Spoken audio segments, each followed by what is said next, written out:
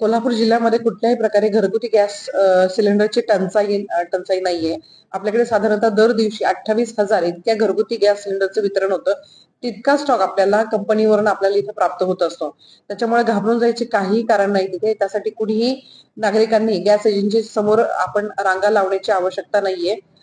फक्त त्याचा जो काही पिरियड आहे, बुकिंगचा पिरियड आहे तो 21 दिवसावरून 25 दिवस केलेला आहे, इतकाच आहे. त्यातही ज्या घरामध्ये एकच सिलेंडरचं कनेक्शन असेल तर त्याला बुकिंग मध्ये प्राधान्य असेल आणि त्याला डिलिव्हरी मध्ये सुद्धा प्राधान्य असेल.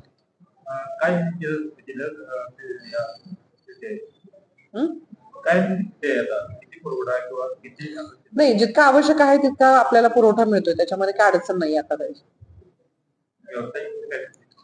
व्यावसायिक गॅस सिलेंडरवर आता ऍक्च्युली सेंट्रल गव्हर्नमेंटने त्याच्यामध्ये बंधन आणलेली आहे तिथे. त्यामुळे घरगुती सिलेंडरचा देखील वापर हा गॅस व्यवसाय करण्यासाठी करू नये असं मी आवाहन करतो. नागरिकांमध्ये जे संभ्रमावस्था आहे की आपल्याला सिलेंडर मिळणार नाही किंवा